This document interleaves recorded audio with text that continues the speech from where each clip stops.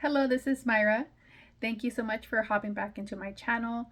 Thy Kingdom Come. This channel is to help women, single mothers, or anyone that is looking for answers to see why, certain things are happening to them.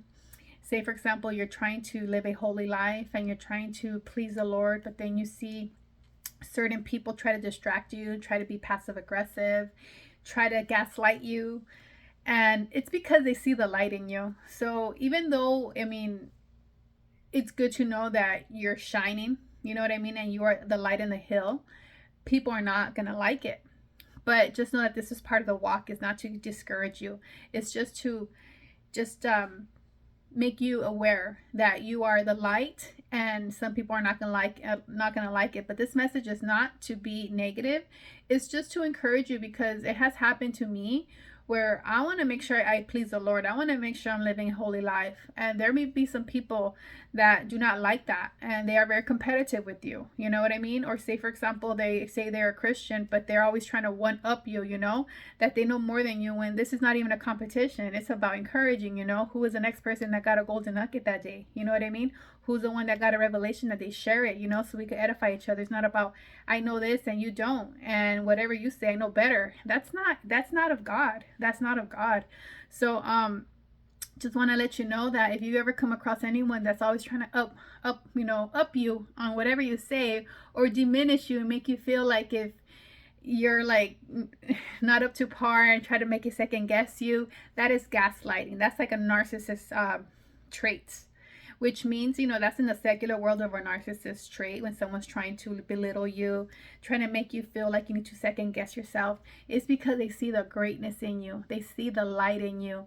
And it's just so sad that that they have their own gifts, they have their own blessings, and they do not need to feel intimidated or inferior. You're the light. It's not you, it's Jesus that they're getting intimidated by. I hope you just got to pray for them. Okay, you just got to pray for them. But at the same time, you cannot let them stop you from doing God's will. So yes, pray for them. And if you notice that it's just continuous, it happens, there's a problem, because that person could be dealing with the spirit of anger. Because if they act a certain way with you, but then they act different somewhere else, and they are acting so, nice and respectful, but with you, they're just a different face, it has to end sooner or later. They're not going to get away with it, because you're shining bright, which means that it's going to be exposed sooner or later, but you're not the person to expose it. But if it's really starting to bother you, you need to take it to the Lord and be like, Lord, I've been obedient, I've been quiet, I've been patient. This person just keeps on thinking that they could, undermine me, be aggressive, gaslight everything, make it seem like you're just making a big deal. No, they need to respect you. They need to respect your, the boundaries that you put across. You know what I mean? You need to make it clear that if they're not going to respect you and act a certain way, you need to make it very clear, like, this is the way I don't want you to treat me anymore. And if you're not going to respect that, you need to step away. Because obviously they're not respecting your boundaries. They're not respecting you as a person, because they just don't like you, even though they try to pretend they do. You know what I mean?